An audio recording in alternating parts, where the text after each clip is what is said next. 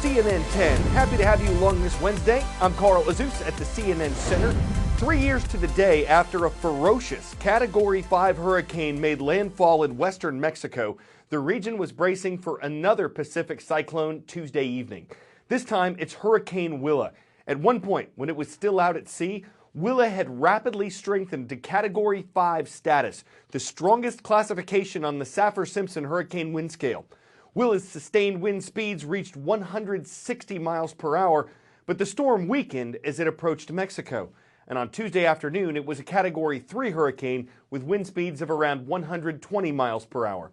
The first area directly in its path was an archipelago of 4 Mexican islands called Islas Maria. And after it passed over them, Willa was expected to arrive on the mainland between Mazatlan and Puerto Vallarta. Airlines canceled their service to those cities as Hurricane Willa got closer, and Mexican President Enrique Peña Nieto directed his government to do everything it could to protect those in the storm's path. On the ground, forecasters were expecting large and damaging waves and rainfall of between 6 and 12 inches that could cause flash flooding and landslides in several western Mexican states. This has been an active hurricane season in the Pacific. Including Willa, there have been 10 major hurricanes in this region this year. That ties the record in the Northeast Pacific that was set in 1992. Opening to the public for the first time on Wednesday, the Hong Kong-Macau-Zhuhai Bridge. Those are the places connected by what's now the longest sea-crossing bridge on the planet. It dramatically reduces the time it'll take commuters and tourists to move around the region. And it's covered with cameras to keep tabs on drivers. If they're detected yawning too much, for example, police could be notified. There's also a catch for people who live in Hong Kong. They'll need a special permit to drive their cars across the bridge. Most will have to use either a privately operated shuttle bus or hire a special car to cross after they've gone through the immigration check necessary to travel to mainland China. Also, critics say a different bridge that's expected to be finished in 2024 will make this one redundant. Still, the new crossing stands as an unparalleled engineering effort. China rarely does anything small, but even by Beijing standards, this is big. So big, Chinese President Xi Jinping attended the opening ceremony. This massive 55-kilometer, 34-mile bridge is the longest sea crossing ever, connecting 2 Chinese territories, Hong Kong and Macau, to the mainland city of Zhuhai, cutting travel time from 3 hours to 30 minutes. It has 2 artificial islands, an undersea tunnel, and 4.5 times more steel than San Francisco's Golden Gate Bridge, a wonder of engineering and a key part of China's plan for a greater Bay Area linking 11 cities and 68 million people. A big plan drawing big criticism. The regular driver in Hong Kong can't use this bridge. Not allowed. Oh, it's a white elephant, a big, big white elephant. What else? Hong Kong lawmaker Claudia Mo sees the bridge as yet another way for authoritarian China to tighten its grip on semi-independent Hong Kong. Similar to the high-speed rail line to Guangzhou that opened last month, called the Trojan Train by some. They're trying to flex their muscles, telling Hong Kong people to behave, especially after the umbrella movement. They think Hong Kong has become very unruly, very disobedient, and very ungrateful. Ultimately, that we need to be taught a lesson. An expensive lesson at that, she says. Hong Kong paid nearly half of the $20 billion to build the bridge, a staggering sum given the city's widespread poverty and crippling housing shortage. The bridge took 9 years and cost 7 construction workers their lives. Conservationists fear it could also kill off the endangered Chinese white dolphin. Like it or not, this bridge is here to stay, built to withstand earthquakes, super typhoons, and cargo ship collisions, a symbol of China's determination to push forward with its own agenda, no matter what the critics say. Will Ripley, CNN, Hong Kong.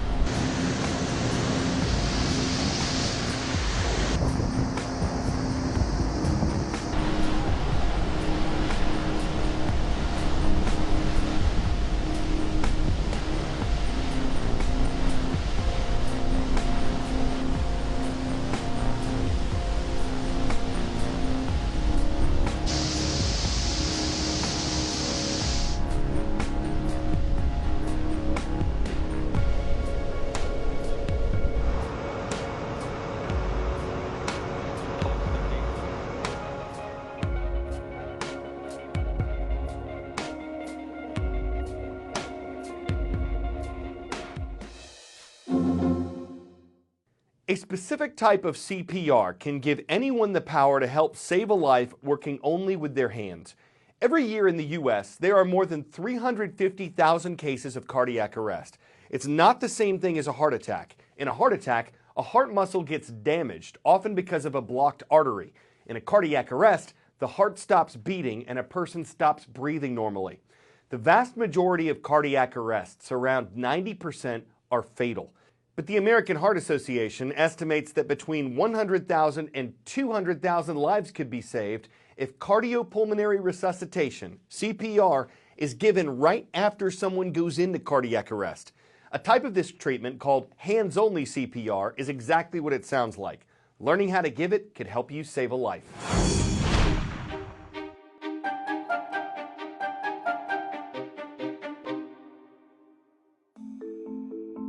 After all these years, heart disease is still the #1 cause of death in the United States for men and for women. 600,000 people a year roughly die from a heart attack or from some sort of heart problem. Almost all of those, 75 to 80%, are preventable.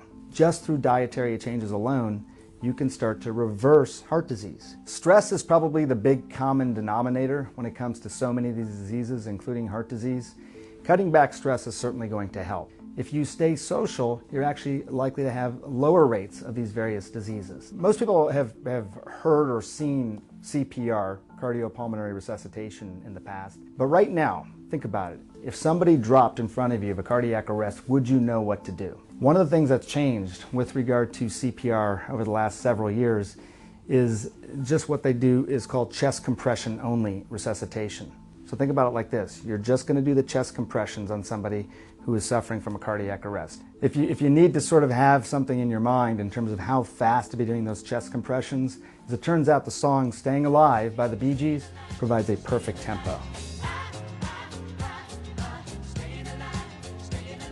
If you do this, if you learn CPR, if you learn where your defibrillators are, not only might you live to 100, you can help someone else do the same. 10-second trivia.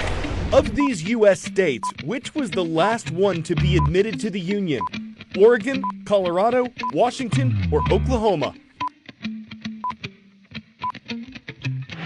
Achieving statehood status in 1907 was Oklahoma, the last one on this list to be admitted.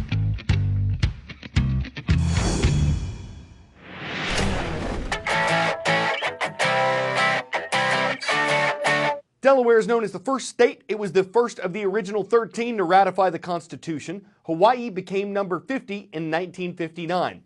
Baby Harper has been to both of them, and every state in between, and all before she was 6 months old. Her home is in Toronto, Canada. Her folks used their parental leave from work to take their new baby on the road. After almost 5 months of travel, documenting their stops on their Instagram page, Harper and family recently completed their journey in Vermont. And they've contacted Guinness World Records to try to certify Harper as the youngest person ever to visit all 50 states. True, she won't remember any of this, but her parents remember Iowa as the state where she rolled over for the first time, and Alaska, where she first ate solid food. So they're Delaware of the milestones, all the main things that happened while they were Oregon, far from Oklahoma, Tennesseeing how everything Connecticut's across a washing ton of sites, while Wyoming around and eyed a whole lot of merry land. That's CNN 10-state puns for the day. I thought about trying for all 50, but I just wasn't quite in that state of mind. I'm Carl Azuz.